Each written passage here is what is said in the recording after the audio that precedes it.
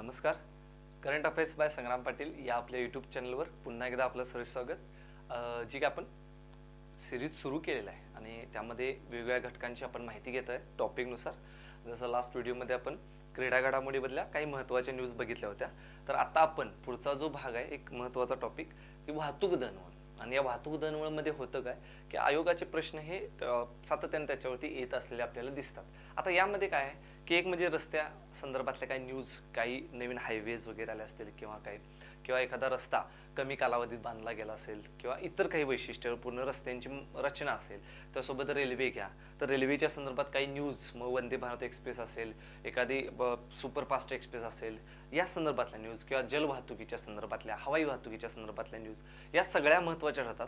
आता आपण या 6 महिन्यातल्या ज्या काही महत्त्वाच्या या 4 घटकांतल्या ज्या काही हायलाईट करण्यासारख्या घडामोडी आहेत तर त्या आज आपण काय करणार आहोत या ठिकाणी चर्चेला घेणार आहोत. आणि त्यामध्ये पहिल्यांदा रस्त्यांसंदर्भातले 2 महत्त्वाचे हायवे, एक देशातला आणि दुसरा राज्यातला, या दोन्हींची माहिती आपण बघणार आहोत. आता यामध्ये बघा पहिल्यांदा आपण दिसतं की देश पातळीवरती एक नवीन हायवे जो येत आहे किंवा होऊ घातलेला आहे तो म्हणजे दिल्ली मुंबई द्रुतगती महामार्ग. आता द्रुतगती म्हणजे एक्सप्रेसवे आणि ज्याच्यामध्ये खूप जास्त वेगानं तुम्ही वाहने चालवू शकता. मोठ्या प्रमाणावरती ही इथून वाहतूक चालते आणि ज्याचा फायदा काय असतो तर कमी वेळेत जास्तीत जास्त अंतर कव्हर केलं जातं. हे एक्सप्रेसवे देश पातळीवरती मोठ्या प्रमाणावर त्यांची रचना बांधणी होत असलेली आपल्याला दिसते. आणि दुसरा जो आहे तो राज्य पातळीवरचा तो म्हणजे शक्तिपीठ महामार्ग. आता आपल्याला समृद्धी महामार्ग माहिती आहे. आता यावर्षी अर्थसंकल्पामध्ये शक्तिपीठ महामार्गाबद्दल सरकारनं घोषणा केली. मग तो नेमका काय हेही आपल्याला बघायचं आहे. आता सुरुवातीला आपण दिल्ली मुंबई द्रुतगती महामार्ग किंवा एक्सप्रेसवे ज्याला म्हणतो त्या संदर्भातली माहिती घेणार. तर याचं उद्घाटन 12 फेब्रुवारी 2023 रोजी झालेलं आपल्याला दिसतं. देशाचे जे पंतप्रधान आहेत नरेंद्र मोदीजी त्यांनी या एक्सप्रेसवेचा जो पहिला टप्पा आहे तर तो पहिल्या टप्प्याचं उद्घाटन हे केलेलं दिसतं 12 फेब्रुवारीला. आणि हा जो पहिला टप्पा आहे हा पहिला टप्पा नेमका कुठून कुठे जातो किंवा त्याची जी काही लांबी आहे ती किती आहे हे सुद्धा बघणं गरजेचं आहे. तर हा पहिला जो टप्पा आहे तर तो आहे 246 किलोमीटरचा. किती किलोमीटरचा आहे? 246 किलोमीटरचा. आणि हा जातो नेमका कुठून कुठेपर्यंत तर बघा दिल्ली त्या ठिकाणी सुरुवात होऊन लालसोट या ठिकाणी पर्यंतचा हा जो पहिला टप्पा आहे या पहिल्या टप्प्याचं उद्घाटन देशाचे पंतप्रधान नरेंद्र मोदीजी यांनी केलेला आहे. आता हा जो एक्सप्रेसवे आहे दिल्ली मुंबई एक्सप्रेसवे याची जर आपण एकूण लांबी बघितली तर हा देशातला सर्वात लांब एक्सप्रेसवे असलेला दिसतो. कारण याची लांबी 1380 किलोमीटर एवढी असलेली आपल्याला दिसते. किती आहे? 1380 किलोमीटर. काही ठिकाणी 1350 असं सुद्धा म्हटले. म्हणजे देशातला सर्वात लांब पल्ल्याचा एक्सप्रेसवे म्हणजे कुठला? दिल्ली मुंबई द्रुतगती महामार्ग. आता हा आपल्याला काय दिसतो तर हा 6 राज्यातून जाणारा एक्सप्रेसवे आहे. किती राज्यातून जातो? 6 राज्यातून. आता ही 6 राज्य कोणती तर बघा आपल्याला माहित असलं पाहिजे. एक तर दिल्ली आहे का? आहे. दिल्लीनंतर हरियाणा, राजस्थान असेल, मध्य प्रदेश, गुजरात, महाराष्ट्र अशा 6 राज्यातून हा हायवे जातो, एक्सप्रेसवे जातो. आता याची एकूण लांबी बघितली ती आपण म्हटलं होतं 1380 किलोमीटर एवढी लांबी दिसते. आता या ठिकाणी नोंद घेण्यासारखी गोष्ट काय तर 1380 पैकी साधारणपणे महाराष्ट्रात याचं अंतर किती असेल तर महाराष्ट्रात बघा जवळपास 171 किलोमीटर हे अंतर असणार आहे. महाराष्ट्रातलं अंतर किती किलोमीटर असेल? 171 किलोमीटर एवढा प्रवास महाराष्ट्रात या एक्सप्रेसद्वारे तुम्ही करू शकता. आता हा जो एक्सप्रेसवे झाला त्याचा फायदा काय तर दिल्ली मुंबई अंतर यापूर्वी पार करण्यासाठी 24 तास लागायचे. पूर्वी किती तास लागायचे दिल्लीवरून मुंबईला जायला बाय रोड? 24 तास लागायचे. आता हा हायवे झाल्यामुळे आता हे जे वेळेचं वेळ जी आहे तर ती 24 तासावरून 12 ते 13 तास एवढ्या कमी कालावधीमध्ये तुम्ही देशाची राजधानी दिल्ली आणि महाराष्ट्राची राजधानी मुंबई या ठिकाणी काय करू शकता? प्रवास करू शकता एवढ्या कमी कालावधीमध्ये. हा एक्सप्रेसवे यासाठी खूप महत्त्वाचा आहे. आणि याच्यावरती जर तुम्ही वेग जर धारण करायचा म्हटला साधारणपणे 120 किलोमीटर प्रति तास वेगानं तुम्ही या हायवेवरती एक्सप्रेसवेवरती वाहनं चालवू शकता. हा यासाठी महत्त्वाचा आहे की वेळेचं अंतर कमी झालेलंच आहे. अंतरही कमी झालं आणि वेळही कमी झाला. 24 तासावरून 12 तास. म्हणजे इंधनाची बचत झाली, बाकीच्याही गोष्टींची बचत झाली. आणि हा जो हायवे आहे तो 8 पदरी असलेला आपल्याला दिसतो. किती पदरी आहे? 8 पदरी. म्हणजे इकडून 4 लाईन असतील एका बाजू आणि दुसऱ्या बाजूवरून 4 लाईन, असा 8 पदरी तो हायवे असलेला आपल्याला दिसेल.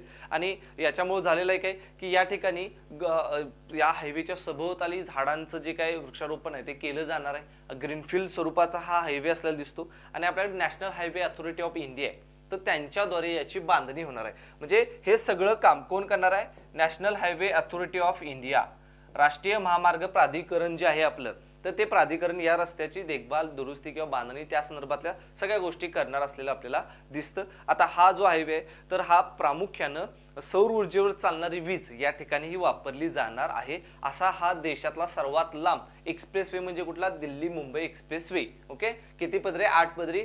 साधारण किती किलोमीटर? 1380 किलोमीटर. काही ठिकाणी 1350 ही म्हटलेलं आहे. आणि मोदींनी त्याच्या पहिल्या टप्प्याचं उद्घाटन केलंय. आणि अंतर हे मुंबई दिल्लीचं कमी सुद्धा झालं या हायवेनं. म्हणजे कमी झालं, जवळपास 150 किलोमीटरनं अंतर कमी झालं आणि वेळ निम्मा वेळ कमी झालेला आहे. 24 तासावरून 12 ते 13 तासामध्ये आपण काय करणार आहोत तर या ठिकाणी दिल्लीवरून मुंबईला पोहोचणार आहोत. हा केंद्रातला किंवा देश पातळीवरचा सगळ्यात लांब हा एक्सप्रेसवे. तसा महाराष्ट्रातला सर्वात लांब एक्सप्रेसवे कोणता असेल? तो महामार्ग म्हणजे शक्तीपीठ महामार्ग. कोणता आहे? शक्तीपीठ महामार्ग. आता जो अर्थसंकल्प झाला त्या अर्थसंकल्पामध्ये काय केलं दिसतं तर सरकारने याची घोषणा केली. आता हा शक्तीपीठ महामार्ग काय तर नागपूर ते गोवा, कुठे आहे? नागपूर ते गोवा या दरम्यान हा एक्सप्रेसवे असणार आहे. आणि म्हणजे प्रामुख्याने वर्धा या ठिकाणचं जे काय पवनार हे जे ठिकाण आहे तर त्या पवनार पासून ते आपलं सिंधुदुर्ग मधलं पत्रादेवी हे जे ठिकाण आहे तर त्या ठिकाणापर्यंत महाराष्ट्रात हा एक्सप्रेसवे जाणार आहे, ज्याला शक्तीपीठ महामार्ग म्हटले. आता याची जर लांबी बघितली तर 760 किलोमीटर लांबी असेल. किती लांबी असेल? 760 किलोमीटर. आता आपण बघितलं होतं बघा की महाराष्ट्राला सर्वात लांब एक्सप्रेसवे होता तो म्हणजे समृद्धी महामार्ग, मुंबई ते नागपूर जाणारा, आणि तो 701 किलोमीटर लांबीचा होता. आणि हा किती किलोमीटर लांबीचा आहे? 760, म्हणजे त्याच्यापेक्षा जास्त लांबीचा. म्हणजे महाराष्ट्रातला सर्वात लांब एक्सप्रेसवे कोणता आहे? शक्तीपीठ. नागपूर ते गोवा. आणि ठिकाण जर विचारलं तर पवनार, वर्ध्यामधलं पवनार ते पत्रादेवी, सिंधुदुर्गमध्ये पत्रादेवीचं मंदिर आहे तिथं पण, आणि पुढे तो गोव्यात जातो हा एक्सप्रेसवे. आता हा जो 760 किलोमीटरचा शक्तीपीठ महामार्ग आहे तो किती जिल्ह्यातून जातो तर जिल्हे साधारणपणे 11, काही वेळा ते 12 जिल्हे सुद्धा होऊ शकतात. म्हणजे ज्या ठिकाणी म्हटले नागपूर, वर्धा, यवतमाळ वगैरे ही जी लिस्ट दिलेली आहे त्याच्यामध्ये आपल्याला 11 ते 12 जिल्ह्यातून हा एक्सप्रेसवे जाताना आपल्याला दिसतो. आणि हा 6 पदरी एक्सप्रेसवे. किती आहे?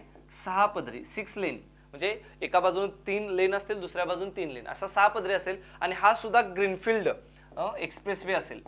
ग्रीनफील्ड म्हणजे काय तर या हायवेच्या सभोवताली किंवा बाजूने वृक्षारोपण केलं जाईल आणि पर्यावरण पूरक असेल. म्हणजे शक्तीपीठ महामार्ग हा जसा समृद्धी महामार्ग दिसतो ना, विविध निसर्गाच्या म्हणजे वन्यजीव अभयारण्यातून जातो, मग प्राण्यांसाठी ये जा करण्यासाठी त्या ठिकाणी सुविधा आहे, मग अंडरग्राउंड पास असतील, ओव्हर पास असतील, तशा प्रकारच्या काही गोष्टी या शक्तीपीठ महामार्गामध्ये केल्या जाणार आहेत.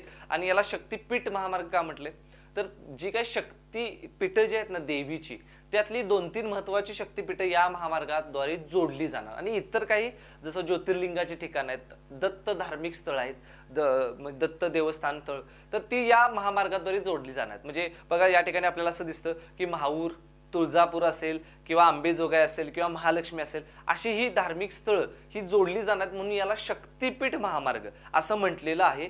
आणि महाराष्ट्र राज्य रस्ते विकास महामंडळ जे आहे तर ते नोडल एजन्सी म्हणून काम करेल. जसं इकडं national highway authority nodal agency आहे, तसं महाराष्ट्र राज्य विकास महामंडळ जे आहे ते या ठिकाणी नोडल एजन्सी म्हणून काम करेल. आणि हा देखील एक महत्वाचा एक्सप्रेसवे असलेला आपल्याला दिसतो. ओके, आता याच्यानंतर रस्ते वाहतुकीनंतर पुढचा एक महत्वाचा भाग आहे तो म्हणजे काही जे काय पुढचा टॉपिक येतो आपला तो म्हणजे जल वाहतुकीच्या संदर्भातल्या काही न्यूज. जल वाहतुकीत काय काय घडलेलं आहे ते आपल्याला आता बघायचं आहे. त्यातल्या 2 महत्वाच्या न्यूज या ठिकाणी आपण कव्हर करण्याचा प्रयत्न केलेला आहे. आता त्या 2 महत्वाच्या न्यूज कोणत्या आहेत तर त्याच्यामध्ये बघा, एक आहे MV गंगाविलास क्रूज. काय? MV Ganga Vilas cruise. आणि दुसरा आहे, एकच मिनिट,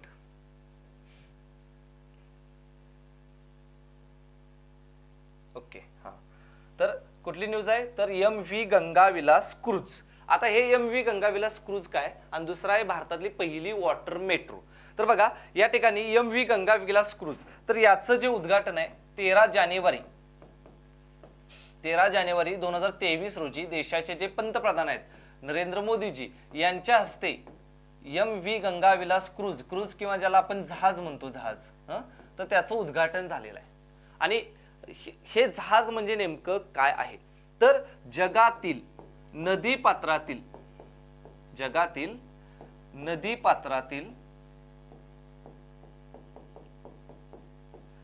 सर्वात लांब प्रवासी जहाज असं त्याला आपण म्हणू. काय म्हणू आपण त्याला की जगातील सर्वात लांब नदी पात्रातलं प्रवासी जहाज. आणि क्रूज म्हणजे काय, ज्याच्यावरती जे काय आपण 3 स्टार 5 स्टार अशा पद्धतीच्या ज्या सोयी सुविधा असतात त्याला क्रूज म्हणतो. जसं समुद्रामध्ये दिसतं आपल्याला फॉरेन मध्ये, युरोपियन कंट्रीज मध्ये किंवा अमेरिकन कंट्रीज मध्ये मोठमोठे उद्योगपती किंवा जे काय बिझनेसमॅन असतील तर त्यांची अशी जहाजं असतात. पण जगातलं नदीच्या पात्रातलं सर्वात लांब पल्ल्याचं किंवा प्रवासाचं जहाज म्हणजे कुठलं तर ते MV गंगाविलास क्रूज, ज्याचं नुकतंच काय झालेलं उद्घाटन झालंय. आता नेमकं हे प्रवास किती करणार आहे त्यामुळे त्याला हा मान मिळालेला आहे. तर हे जहाज साधारणपणे 3200 किलोमीटर लांबीचा प्रवास करणार आहे. किती? 3200 किलोमीटर, 3200 किलोमीटरचा प्रवास. आणि किती दिवस हा प्रवास चालेल या जहाजाचा तर बघितलं तर आपल्याला दिसतं 51 दिवस साधारणपणे हे जहाज प्रवास करेल. आणि याची जी सुरुवात आहे ती सुरुवात कुठून झाली तर बघा, सुरुवात झालेली आहे वाराणसी, उत्तर प्रदेश. कुठून झालेलं आहे? वाराणसी. आणि वाराणसी पासून ते दिब्रुगड, आसाम मधील दिब्रुगड या ठिकाणी हे प्रवास जहाज करणार आहे. मग फक्त भारतातनच प्रवास करणार आहे का तर नाही. तर आपल्याला असं दिसतं भारत आणि बांगलादेश या 2 देशांमधून हे प्रवास करणार आहे. कुठल्या 2 देशांमधून? भारत आणि बांगलादेश. आणि हे प्रवास 3200 किलोमीटर करेल. आणि त्यामध्ये आपल्याला दिसतं की किती नद्यांमधून हे प्रवास करेल असं सुद्धा आयोग विचारू शकतो. तर या ठिकाणी असं सांगितलेलं आहे की सुमारे 27 नद्या भारत बांगलादेश मधल्या ज्या प्रमुख 27 गंगा घ्या, ब्रह्मपुत्रा घ्या किंवा त्याच्या उपनद्या वगैरे अशा 27 नद्यांमधून भारत बांगलादेश मधून हे प्रवास करणार आहे. आता हे सरकारनं का जहाज सुरू केलं, याचा उद्देश काय तर भारतातली प्रमुख जी काय धार्मिक, नैसर्गिक असतील, वारसा स्थळं असतील या ठिकाणांना व्हिजिट देणारं हे जहाज आहे. आणि ज्याच्यामुळे भारताचे जे काही ठिकाणं आहेत ना ती जागतिक पातळीवरती पर्यटनाच्या दृष्टीने महत्त्वपूर्ण ठरणार आहेत. आणि वैशिष्ट्य काय, याचा जो पहिला प्रवास सुरू झाला ना तर यात साधारणपणे जे काही प्रवासी बसतात तर ते आपल्याला दिसतं की एक 36 ते 38 प्रवासी किंवा 40 प्रवासी या जहाजामध्ये राहतात. 3 मजली जहाज आहे आणि त्याची भरपूर साऱ्या सोयी सुविधा आहेत. तर जे आत्ता जहाज सुरू झालं ज्या दिवशी 13 जानेवारी 2023 ला, त्यावेळी पूर्ण जे काही बुकिंग आहे तर ते स्वित्झर्लंडच्या पर्यटकांनी केलेलं आपल्याला दिसतं. आणि आता आपल्याला अशी रिपोर्ट किंवा माहिती मिळालेली आहे की या जहाजाचं बुकिंग मार्च 2024 पर्यंत झालेलं आहे.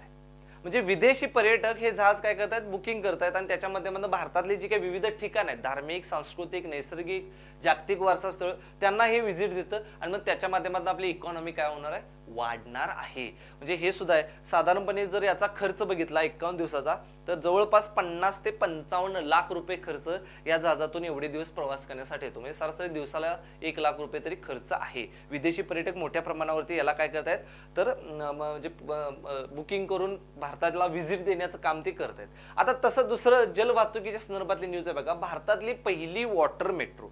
आता ही जी भारतातली पहिली वॉटर मेट्रो आहे ती कोलकाता या ठिकाणी काय होणार आहे, सुरू होणार आहे. कुठे होणार आहे वॉटर मेट्रो, भारतातली पहिली कोलकाता. आता वॉटर मेट्रो म्हणजे काय, सॉरी ती अंडर वॉटर मेट्रो कोलकात्याला आहे. तर ही जी पहिली वॉटर मेट्रो आहे ही तर म्हणू आपण कोलकात्याला under water metro.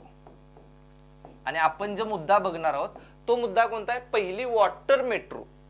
Under water म्हणजे पाण्याखालून जाणारी, पाण्याखालून जाणारी कुठे, कोलकाता या ठिकाणी. आणि वॉटर मेट्रो आहे ती कोची या ठिकाणी. कुठे, कोची, चेन्नई, सॉरी कोची केरळमध्ये. कुठे, केरळमध्ये. आता या ठिकाणी काय पहिली वॉटर मेट्रो झालेली आहे कोची. आता वॉटर मेट्रो म्हणजे काय, या ठिकाणी इलेक्ट्रिक बोटिंगचा वापर प्रवासासाठी केला जाणार आहे. कशाचा वापर केला जाणार आहे, इलेक्ट्रिक बोटी. आणि त्या इलेक्ट्रिक बोटिंगचा ज्यावेळी वापर होतो त्यावेळी त्या मेट्रो म्हणजे प्रवासाला काय म्हणलं जातं, वॉटर मेट्रो. जसं आपल्याला माहिती आहे मेट्रो सिटीमध्ये आहे, मुंबईमध्ये आहे, नागपूरमध्ये आहे, पुण्यामध्ये आहे, तर त्या विजेवर चालणार आहेत. तसं पाण्यातली जहाजं जी लाईटवर चालतात, विजेवर चालतात, त्यांना वॉटर मेट्रो म्हणतात. आणि तशा वॉटर मेट्रो पहिली कुठे सुरू झालेल्या आहे, कोची, केरळ या ठिकाणी. त्या ठिकाणी 8 बोटी, इलेक्ट्रिक बोटी काय झाल्या आहेत, प्रवासासाठी वापरलेल्या आहेत. म्युजिरिस असं त्या इलेक्ट्रिक बोटीनं म्हटलं जातं. म्हणून भारतातलं पहिलं वॉटर मेट्रो ठिकाण कोणतं आहे तर ते कोची. आणि जर असं विचारलं की भारतातली पहिली under water metro, under water म्हणजे काय, पाण्याच्या खालून, म्हणजे कोलकात्यातील हुगळी नदी खालून कोलकाता मेट्रो जाणार आहे. कुठल्या नदी खालून, हुगळी नदी खालून ही मेट्रो जाणार आहे. तर त्याला काय म्हटलं गेलेलं आहे तर अंडर वॉटर मेट्रो म्हणजे कोलकाता, हे या ठिकाणी ती होणार आहे. आता देशात पहिली मेट्रो जी होती मेट्रो तर ती कोलकात्याला सुरू झाली होती 1984 ला. महाराष्ट्राचा विचार केला तर महाराष्ट्रात सध्या 3 शहरांमध्ये मेट्रो आहे. मुंबई पहिलं शहर, दुसरं नागपूर आणि गेल्या वर्षी नरेंद्र मोदीजी यांनी उद्घाटन केलेलं पुणे मेट्रो, म्हणजे 3 मेट्रो. आणि जर पाण्यात मेट्रो असेल तर पहिली वॉटर मेट्रो कुठं आहे, कोचीन. आणि अशी कोणती मेट्रो आहे जी पाण्याखालून जाणार आहे तर ती कोणती आहे, कोलकाता वॉटर मेट्रो. ओके. आता याच्यानंतर पुढचा भाग तो आपल्याला बघायचाच आहे की ज्याच्यामध्ये रस्ते वाहतूक झालं, जल वाहतूक झालं, आता हवाई वाहतूक असेल त्या संदर्भातली न्यूज असेल किंवा रेल्वे वाहतूक असेल त्या संदर्भातली न्यूज असेल, तीही आपल्याला बघायचं आहे. तर आता बघा त्याच्यानंतर महत्त्वाचं म्हणजे काय तर आपलं पुस्तक जे काय 6 बुक आहे ना, संक्षिप्त चालू घडामोडी, ज्याला आपण आता लास्ट आवर रिव्हिजन म्हणतो, त्याचा दुसरा अंक हा संपूर्ण महाराष्ट्रात उपलब्ध झालेला आहे, प्रकाशित झालेला आहे पुस्तकांचा, ज्याला भरघोस प्रतिसाद हा विद्यार्थ्यांच्याकडून मिळत आहे. आणि या पुस्तकामध्ये गेल्या 6 महिन्यातला डाटा आहेच, गेल्या 22चा डाटा आपण कव्हर केलाय. आणि IBPS TCS ज्या परीक्षा येतात त्याच्यानुसार ज्या घेतल्या जाणार आहेत, तलाठी असेल, वनरक्षक, या एक्झामला या पुस्तकाची खूप मागणी आहे. सरळ सेवेच्या मुलांची आपण मागणी पूर्ण केली आहे. एकाच पुस्तकामध्ये सर्वांसाठी एकत्रित असा परीक्षाभिमुख असलेला डाटा आपण या ठिकाणी दिलेला आहे. तर जवळच्या बुक स्टॉल विक्रेत्याकडे पुस्तकाची मागणी करा, तुम्हाला त्या ठिकाणी उपलब्ध होऊन जाईल. आता बघा रेल्वे वाहतुकीतल्या 2 महत्त्वाच्या न्यूज अलीकडे आल्या. एक म्हणजे वंदे भारत ट्रेन महाराष्ट्राच्या संदर्भातली.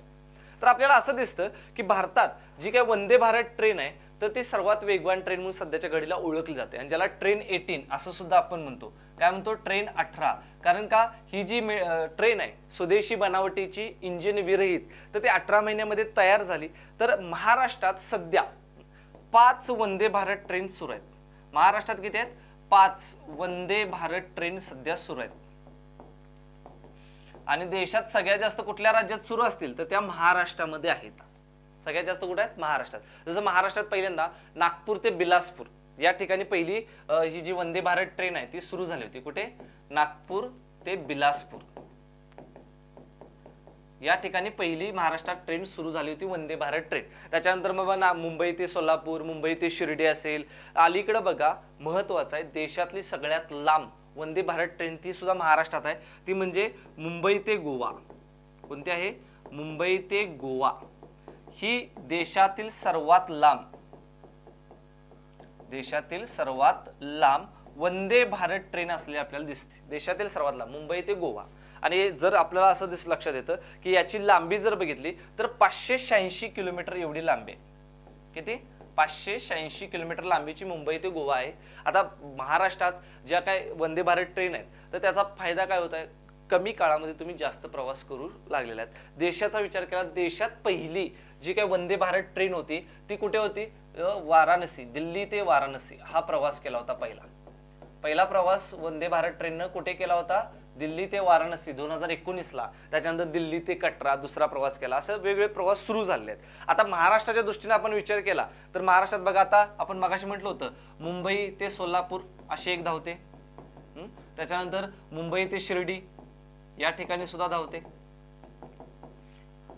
तर मुंबई ते गोवा आहे, नागपूर ते बिलासपूर अशा ट्रेन ह्या आपल्याकडे धावत आहेत. किंवा मुंबई ते गांधीनगर गुजरात मधलं त्या ठिकाणी सुद्धा एक धावत आहे. अशा 5 टोटल महाराष्ट्रात काय होत आहेत, वंदे भारत ट्रेन प्रवास करत आहेत. आता याच्याबद्दल जर माहिती घ्यायची झाली तर आपल्याला असं लक्षात येतं की ही जी वंदे भारत ट्रेन आहे याची बांधणी जर आपण बघितली तर ती बांधणी कोणत्या ठिकाणी झालेली आहे तर रेल्वे डब्बे, रेल्वे इंजिन याची बांधणी करणारी काही ठिकाणं वैशिष्ट्यपूर्ण आहेत. ते आपण विविध प्रकारच्या अभ्यासामध्ये बघतो. जसं याची बांधणी इंटिग्रल कोच फॅक्टरी जी काय चेन्नईमध्ये, इंटिग्रल कोच फॅक्टरी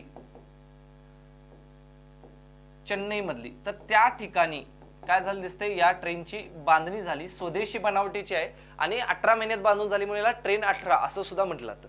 आणि याचे जे जनक आहेत तर याचे जनक सुद्धा आयोग विचारू शकतो किंवा सरळ सेवेला प्रश्न विचारला जाऊ शकतो. तर त्यांचं नाव आहे सुधांशु मनी. कोण आहेत? सुधांशु मनी, हे जनक म्हणून ओळखले जातात वंदे भारत ट्रेनचे. आणि आपल्याला एक दखल घेण्यासारखं आहे, 100% त्याच्यावरती प्रश्न असणार आहे की वंदे भारत ट्रेन चालवणारी पहिली महिला चालक कोण. आपण इथं म्हणू पहिली महिला चालक, आणि ती देशातली सुद्धा रेल्वेची पहिली महिला चालकच होती. तर त्या म्हणजे कोण? त्या होत्या सुरेखा यादव. कोण होत्या? सुरेखा यादव. सुरेखा यादव या देशातल्या पहिल्या महिला रेल्वे चालक होत्या आणि त्या वंदे भारत ट्रेनच्या सुद्धा पहिल्या महिला चालक आहेत, ज्या काय करणार आहेत तर मुंबई ते सोलापूर ही जी रेल्वे ती चालवणार आहेत. वंदे भारत ट्रेन कुठली? मुंबई ते सोलापूर ही रेल्वे ती चालवणार आहेत. या 1988 ला पहिल्यांदा रेल्वे चालक झाल्या होत्या. आता वंदे भारत चालवण्यास सुद्धा मान हा त्यांना मिळालेला आहे. वंदे भारत ट्रेन साधारणपणे 160 ते 180 किलोमीटर प्रति तास वेगाने करते आणि खूप चांगल्या पद्धतीची ट्रेन आहे. फॅसिलिटी खूप आहेत. तुम्हाला आसपासचे जे काही नजारा आहे तोही बघायला मिळतो. आता दुसरी रेल्वे यात आपल्याला माहिती घ्यायची आहे, ती आहे हरियाणा रेल्वे. आता हरियाणा रेल्वे का? तर हरियाणा रेल्वेचं 100% विद्युतीकरण झालेलं आहे. काय झालंय? हरियाणा रेल्वेचं 100% विद्युतीकरण झालेलं आपल्याला दिसतं. 1701 किलोमीटर मार्गाचं विद्युतीकरण पूर्ण हरियाणाने केलेलं आहे. म्हणून Haryana becomes first state in India have 100% इलेक्ट्रिफाईड झालेले आहे रेल्वे नेटवर्क. तर पहिलं कुठलं आहे? हरियाणा. म्हणून ही न्यूज आहे. जसं आयोगाने विचारलं होतं कोकण रेल्वे तिचं 100% विद्युतीकरण झालं होतं, तर किती किलोमीटर लांबीचं म्हणजे इलेक्ट्रिफाईड झालेली आहे ती, तर ती 741 किलोमीटर लांबीची वगैरे असे ऑप्शन दिले होते. तर जसं कोकण रेल्वे हे एक वेगळे आहे, पण हरियाणा राज्यातले जे काही पूर्ण रेल्वे नेटवर्क आहे तर ते विद्युतीकरण झालेलं आहे. आता आपल्या इंडियन रेल्वेने टार्गेट काय ठेवलेलं आहे तर 2030 पर्यंत, कधीपर्यंत? 2030 पर्यंत भारतीय रेल्वे संपूर्णपणे काय होणार आहे? विद्युत आधारित होणार आहे. म्हणजे प्रदूषण कमी होईल, पर्यावरण पूरक ती रेल्वे धावेल असं आपण टार्गेट ठेवलं. त्यातली काही गोष्टी किंवा काही विभाग, काही राज्य आपलं टार्गेट पूर्ण करतात. त्यामध्ये पहिला मान कोणाला मिळालेला आहे? हरियाणा रेल्वेला मिळालेला आपल्याला दिसतो. आता ही जी हरियाणा रेल्वे आहे तर 1701 किलोमीटर मार्ग पूर्णपणे त्यांनी काय केला? इलेक्ट्रिफाईड केलेला आपल्याला दिसून येतं. म्हणून पहिलं राज्य कोणतं ठरतं तर ते हरियाणा राज्य ठरलेलं आपल्याला दिसतं. ज्याच्यामुळे आता काय होईल? हरितगृह वायू उत्सर्जन कमी होईल आणि शाश्वत आपल्याला काय दिसेल तर वाहतुकीची साधनं आपल्याला उपलब्ध होतील आणि त्याला चालना मिळणार आहे. ओके. आता रेल्वे वाहतुकीनंतर आपल्याला आणखीन एक बघायचं आहे, ते म्हणजे हवाई वाहतुकीच्या संदर्भातल्या काही गोष्टी. आता हवाई वाहतुकीमध्ये सुद्धा 2 विमानतळ चर्चेत आलेले आपल्याला दिसतात. आता ती 2 विमानतळ कोणते आहेत आणि त्यांच्यावरती प्रश्न येणार आहे का? एकच मिनिट. ओके, हा बरं, याच ठिकाणी आपण बघू की 2 कोणते. एकच मिनिट. जलवाहतूक.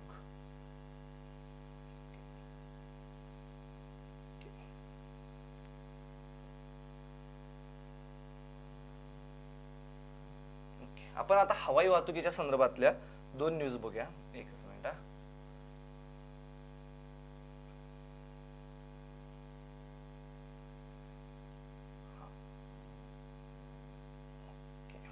हा चला, आता आपण या ठिकाणी एक नवीन सेक्शन करू की हवाई वाहतूक. आणि हवाई वाहतूक मध्ये फक्त 2 विमानतळ ही अलीकडे महत्वाची ठरणार आहेत, त्यांच्यावरती आयोग प्रश्न विचारू शकतो. आता ती 2 विमानतळ कोणतं आहे? एक आहे इंदिरा गांधी आंतरराष्ट्रीय विमानतळ. इंदिरा गांधी आंतरराष्ट्रीय विमानतळ जे दिल्लीमध्ये, हे एक महत्वाचं आहे. आणि दुसरं आहे मोपा विमानतळ गोव्यामधलं. मोपा विमानतळ गोवा. आता ही 2 का चर्चेत आले आहेत आणि यांच्यावरती काय प्रश्न येऊ शकतो? तर या ठिकाणी आपण बघूया की दिल्ली आंतरराष्ट्रीय म्हणजे दिल्लीमधलं जे इंदिरा गांधी आंतरराष्ट्रीय विमानतळ आहे हे का चर्चेत आलेलं आहे? तर याचं वैशिष्ट्य असं आहे की दक्षिण आशियातील किंवा आशियातील सर्वात स्वच्छ विमानतळ हा त्याला मान मिळालेला आहे. हे काय झालेलं आहे? आशियातील सर्वात स्वच्छ विमानतळ त्याचा मान हा इंदिरा गांधी आंतरराष्ट्रीय विमानतळ मिळाला. आशिया पॅसिफिक क्षेत्रातलं जे विमानतळ आहे तर हे या ठिकाणी स्वच्छ ठरलेलं दिसतं. इंटरनॅशनल काउन्सिल ऑफ एअरपोर्ट यांच्याकडून हा अवॉर्ड याला मिळालेला आहे. आणि साधारणपणे 40 दशलक्ष प्रवासी ही दरवर्षी या इथून काय करतात? प्रवास करतात. त्या गटामध्ये याला पुरस्कार मिळालेला आहे. आणि हे जसं स्वच्छ विमानतळ दक्षिण आशियातलं आहे तसं ते जगातील 9व्या क्रमांकाचं व्यस्त विमानतळ आहे. जगातील 9व्या क्रमांकाचे